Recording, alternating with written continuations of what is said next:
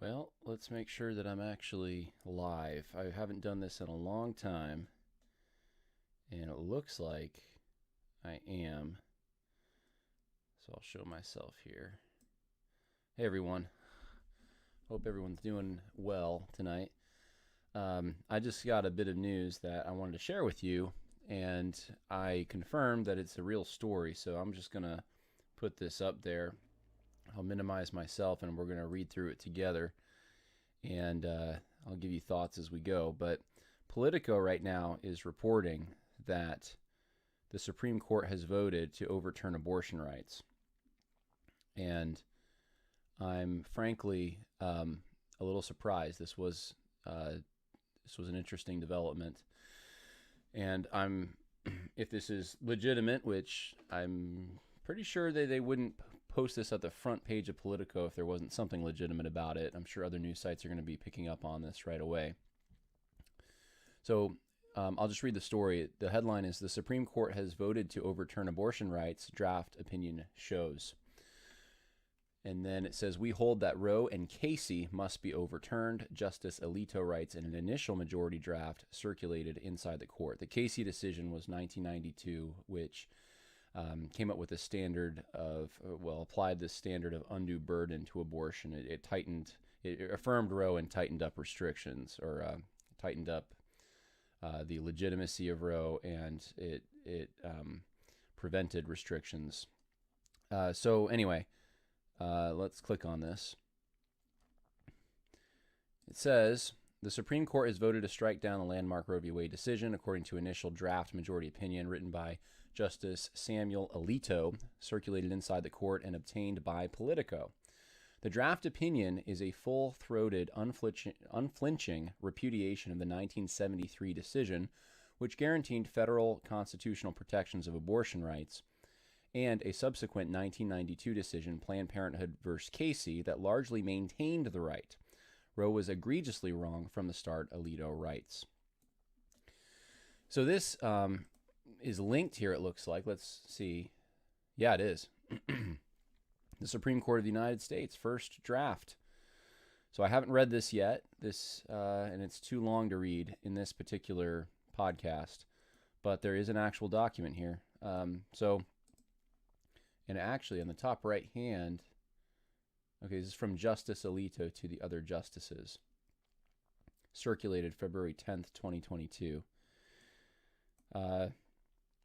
So let's keep reading. "The draft opinion is a full-throated, unflinching repudiation." Let's see. Okay, we read that. "We hold that the Roe and Casey must be overruled. Deliberations on controversial cases have in the past been fluid. Justices can and sometimes do change their votes as draft opinions circulate, and major decisions can be subject to multiple drafts and vote trading, sometimes until just days before a decision is unveiled. The court's holding will not be final until it is published, likely in the next 2 months." So that the impression I'm getting here is that they're reporting this as something that's finalized, but it's not. Let's see. Yeah, they said the vote's already taken place, but that this won't be formal until 2 weeks from now, or 2 months from now, rather. Holding will not be final until it is published, likely in the next 2 months. The immediate impact of the ruling as drafted in February would be to end a half-century guarantee of federal constitutional protection of abortion rights and allow each state to decide whether to restrict or ban abortion. It's unclear if there have been subsequent changes to the draft. No draft decision in the modern history of the court has been disclosed publicly, while a case was still pending. The unprecedented revelation is bound to intensify the debate over what was already the most controversial case on the docket this term. This is a curious thing to me when it says this. No draft decision in the modern history of the court has been publicly disclosed while a case is pending. So this is rare, or this is, you wonder why this was disclosed, I guess, is what I'm wondering.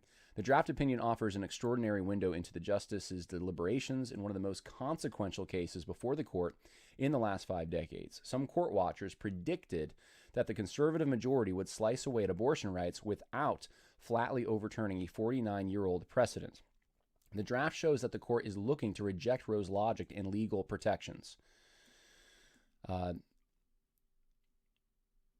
This is a quote from Justice Samuel Alito. Roe was egregiously wrong from the start. Its reasoning was exceptionally weak, and the decision has had damaging consequences. And far from bringing about a national settlement of the abortion issue, Roe and Casey have inflamed debate and deepened division. This is amazing. If this is true, this is absolutely amazing. And I'm immediately struck with how this is, obviously, we don't deny God's hand in these kinds of things, but I'm thinking about President Trump too right now with the Supreme Court appointments that he's made, and how in the focus I've had on this particular podcast, evangelical elites and the way that they oppose President Trump and shamed their base, the evangelical voters, for voting for him and everything. It's pretty interesting to me to watch this, because this is the effect of President Trump's short 4-year term, even after he's out of office, if this is true. A person familiar with the court's deliberations said that 4 of the other Republican-appointed justices, Clarence Thomas, Neil Gorsuch, Brett Kavanaugh, and Amy Coney Barrett, had voted with Alito in the conference held among the justices after hearing oral arguments in December, and that lineup remains unchanged as of this week. The 3 Democrat-appointed justices, Stephen Breyer, Sonia Sotomayor, and Elena Kagan, are working on one or more dissents according to the person. How Chief Justice John Roberts will ultimately vote, and whether he will join an already written opinion or draft his own, is unclear. The document, labeled as a first draft of the majority opinion, includes a notation that it was circulated among the justices on February 10th. If the Alito draft is adopted, it would rule in favor of Mississippi in the closely watched case over the state's attempt to ban most abortions after 15 weeks of pregnancy. A Supreme Court spokesperson declined to comment or make another representative of the court available to answer questions about the draft document. Politico received a copy of the draft opinion from a person familiar with the court's proceedings in the Mississippi case, along with other details supporting the authenticity of the document. The draft opinion runs 98 pages. That's why we're not going over it all tonight, including a 31-page appendix of historical state abortion laws. The document is replete with citations to previous court decisions, books, and other authorities, and includes 118 footnotes. The appearance and timing of this draft are consistent with court practice. The disclosure of Alito's draft majority opinion, a rare breach of Supreme Court secrecy and tradition around its deliberations, comes as all sides in the abortion debate are girding for the ruling. Speculation about the looming decision has been intense since the December oral arguments indicated a majority was inclined to support the Mississippi law. Under longstanding court procedures, justices hold preliminary votes on cases shortly after argument and assign a member of the majority to write a draft of the court's opinions. The draft is often amended in consultation with other justices, and in some cases, the justices change their votes altogether, creating the possibility that the current alignment on Dobbs versus Jackson Women's Health Organizations could change. So that's the case that went to the Supreme Court. The Chief Justice typically assigns majority opinions when he is in the majority. When he is not, that decision is typically made by the most senior justice in the majority. Let's see. Do we want to keep reading this? Let me skim it a little bit here. So they're really focusing on what Alito said about how the Roe v. Wade was ill-conceived and deeply flawed. That quote. And I'm wondering if... No, there's no way to search this document for that quote. Alito's draft ruling would overturn a decision by the New Orleans-based Fifth Circuit Court of Appeals that found that Mississippi law ran afoul of Supreme Court precedent. Roe's survey of history ranged from constitutionally irrelevant to the plainly incorrect. Alito continues, adding that its reasoning was exceptionally weak and that the original decision has had damaging consequences. I mean, if that's in the majority decision on this, then they're right. That if they're taking, if there's this aggressive language against Roe v. Wade, then I assume that they're right about this. The right to an abortion is not deeply rooted in the nation's history and traditions.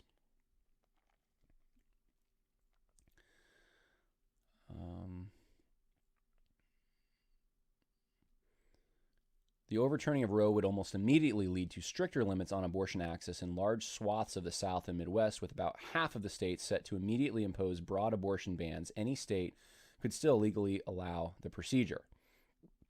And that is an important thing to remember, that this doesn't end the fight for the unborn. This isn't game over, because this just kicks it out of the federal arena, that it's federally protected, and it's going to put it into the jurisdiction of the states. And now there's going to be, like the state that I live in right now, New York, it's probably not going to change anything really in New York. I'm sure New York, if there's any gaps in New York law that will be fixed to protect abortions, that will be fixed by the New York State legislature and signed by the governor. But in other states and across the Midwest and across the South, that this means that there will be more strict regulations and probably the banning of abortion in some states, I would think. And I know that's been a big battle in Oklahoma. And I think one of the things that has led to an aversion to actually banning abortion, because I've argued that for a long time, that just nullify this thing, just is the consequences that will come. Well, if we do that, then we're going to lose funding.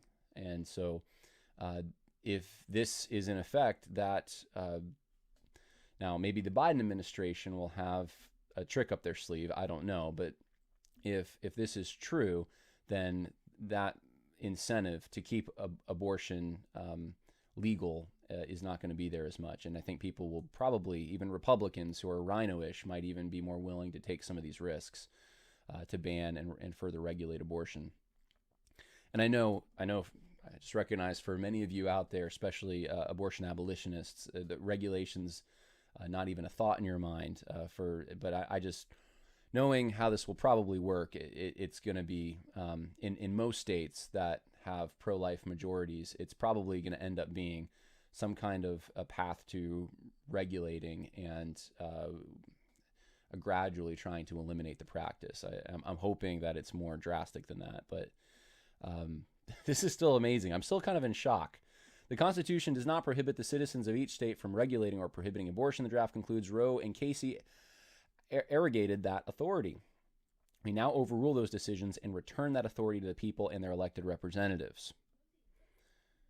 The draft contains the type of caustic rhetorical flourishes Alito is known for. So if he's saying that in the draft, then I don't see how this can be anything but true. If that's true, that this is the draft and this is a majority decision, and this has been already, it's supported by the majority of the justices.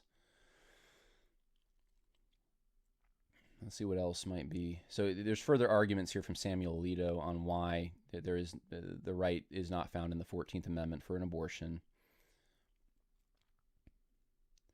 They go through some history here of Alito and Kavanaugh. They talk about him.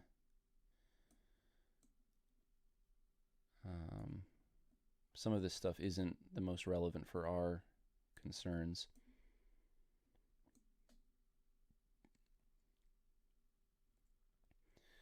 It says that in the Casey decision, Sandra Day O'Connor and Anthony Kennedy warned that the court would pay a terrible price for overturning Roe. This is something that I'm also thinking of. This could end up being, I'm not sure how fast or at what point, but I can see some major protests against this, and I'm hoping it's not while I'm traveling through areas where there will be protests, but I think there probably certainly will be, and there's going to be an all-out assault on the states that attempt to ban and further regulate abortions, murdering children, be smeared as anti-woman and all the rest. While Alito's draft opinion doesn't cater much to Roberts' views, portions of it seem intended to address the specific interests of other justices. One passage argues that social attitudes towards out-of-wedlock pregnancies have changed drastically since the 1970s, and an increased demand for adoption makes abortion less necessary. Those points dovetail with the issues that Barrett, a Trump appointee and court's newest member, raised at the December argument. She suggested laws allowing people to surrender newborn babies on a no-questions-asked basis means carrying a pregnancy to term doesn't oblige one to engage in child rearing. Why don't the safe haven laws take care of that problem, asked Barrett, who adopted 2 of her 7 children. Much of Alito's draft is devoted to arguing that widespread criminalization of abortion during the 19th and early 20th centuries belies the notion that a right to abortion is implied in the Constitution. The conservative justice attached to his draft a 31-page appendix listing laws passed to criminalize abortion during that period. Alito claims an unbroken tradition of prohibiting abortion on pain of criminal punishment from the earliest days of the common law until 1973.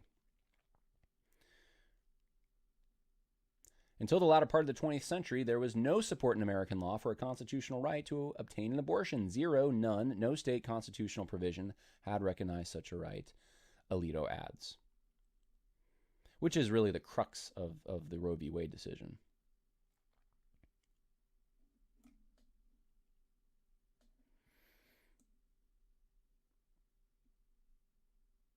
This is interesting.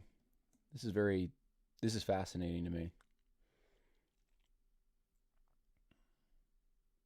So this is what Politico has uncovered. They received a draft, and so they're reporting this, that the Supreme Court has voted to overturn abortion rights, according to the draft opinion. Now, I'm going to go to some other websites. I'm just curious. Let's try some of the major media ones. Let's try foxnews.com and just see. No, not even there. MSNBC.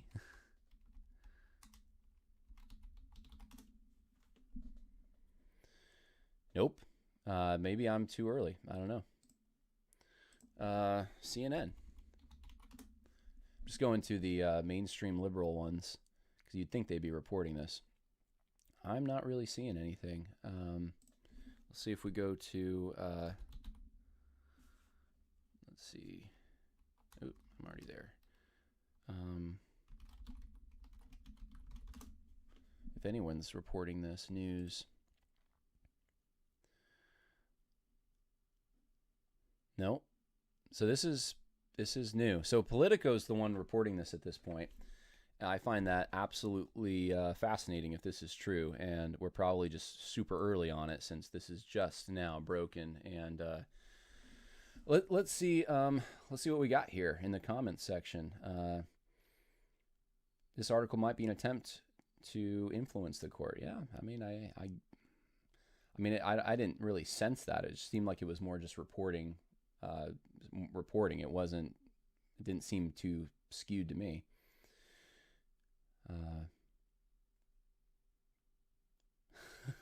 Mitch McConnell's fighting for us. Yeah, I don't know about that.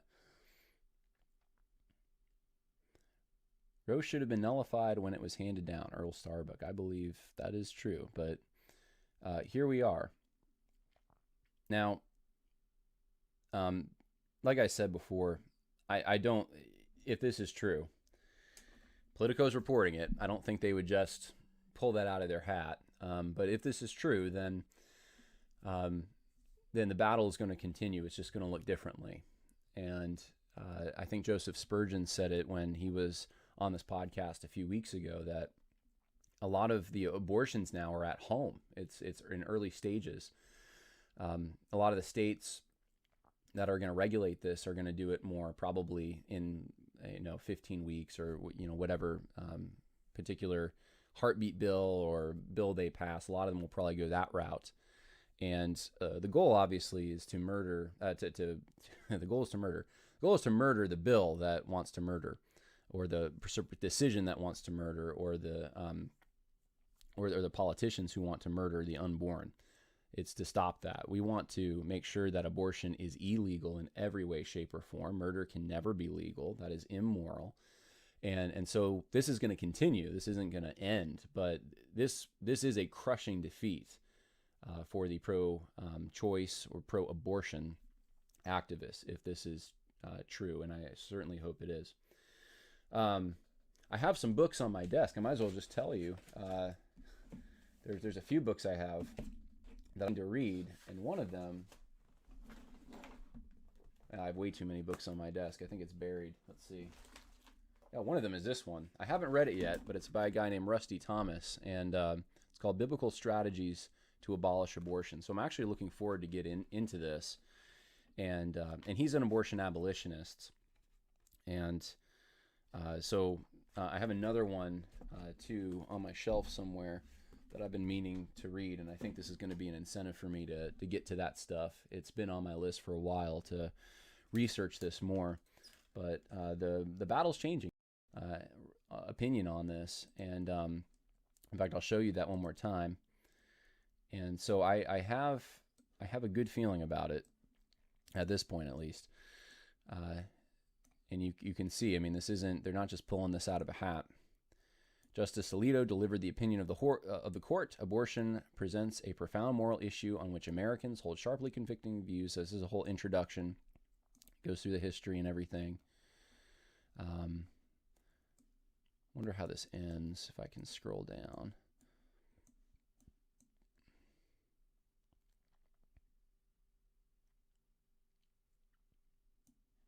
He is going after Roe. I can see it in some of his language here. This is extensive. So I think they characterized it probably accurately.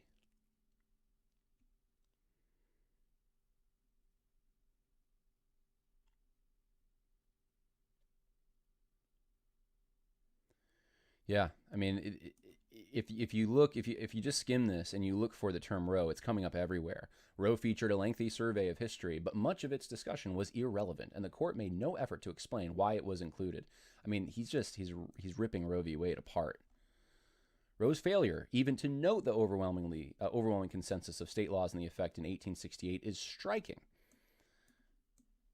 Yeah, it's about to get real, I think. Well, hey, I don't really have much more to say on this. I just wanted to get the word out there, and I knew if I did a live stream, that would do it. So if anyone has any questions or anything that they want to ask, I'll keep this on for just maybe 2 more minutes, and you can put those in the comments. I'll read through a few of the comments, and then we'll end it. Is DeSantis a Christian? I don't know. I think he's Catholic, if I'm not mistaken. I think he's a Roman Catholic. Fight the algorithm monster. Hit the like button, folks. Brian Babes. Yeah, thank you. Please do that. That would be nice. Yeah, I don't know if that is that. I guess that is how you fight. I don't know. I don't know how the algorithms work.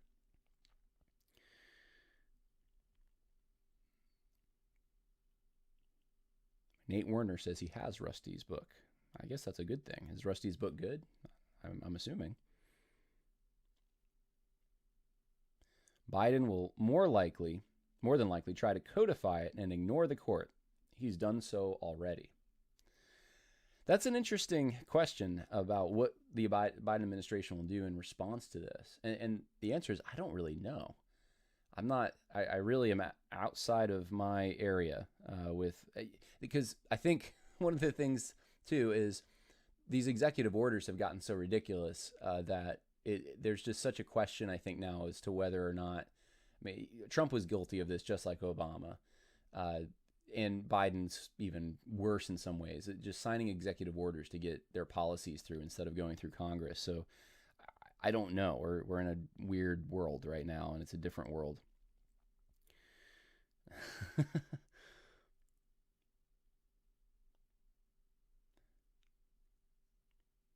What's more important than the cost of food and gas, or some mythical thing that doesn't affect the day-to-day? Well, this definitely affects the day-to-day. This is talking about the lives of actual humans here, the lives of children.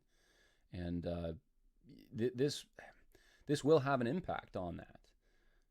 Doesn't mean that the problem goes away overnight, but this definitely has an impact. There's going to be states that will ban abortion, and there will be states that further regulate abortion as well. So anyway, all right. I know Doctrinal Watchdog has been saying a lot. Jesus is coming soon. This is a ploy to get people stirred up for the election season. I mean, I don't know about that. He says the current fight is over partial birth and infanticide, John. Love you, brother, but you can't honestly think this might happen. I know, I feel like I'm in a fantasy a little bit. I'll be honest. I don't know what to say. It's weird to me that the Politico is reporting this, but I'm hopeful, and that's all we can be at this point. I mean, you have access to the same information I have, and it looks pretty promising. He says the SBC already supports abortion, they just don't admit it. J.D. Greer bragged about having Planned Parenthood workers at his church, said they just want to serve. I think that there's actually some truth to that, actually. If I'm not mistaken, I think at the time it was Pulpit and Pen. I think Reformation Charlotte had some articles on this, and maybe even Capstone Report. But yeah, there's certainly, at the very least, we can say this about the Southern Baptist elites and just evangelical elites in general. This has not been an issue that really has motivated them so much. This has been kind of like, it's almost seemed like the obligatory position that you kind of have to hold to be pro-life, at least in theory. You kind of have to say that at least, and then you can kind of hold on to these other social justice views at the same time. But as far as like working towards ending abortion, I haven't seen like a lot of that. It doesn't seem to be a big motivating factor. So, all right, I think we're going to end it there. And hopefully you can go to sleep with some good news on your mind, and keep praying. Pray that look, at this point, the people who support this, even the Supreme Court justices, who, as far as I understand it, this is not, this will go public in 2 months, according to the Politico article. So that this is a first draft, but I would just pray for those Supreme Court justices at this point. And if I were them, I would probably be telling everyone how I'm not suicidal right now. So I'm not even sure if they can foil it at this point. But if there's a way to, I'm sure that an attempt will be there. So anyways, hey, God bless everyone. Have a good night, all right?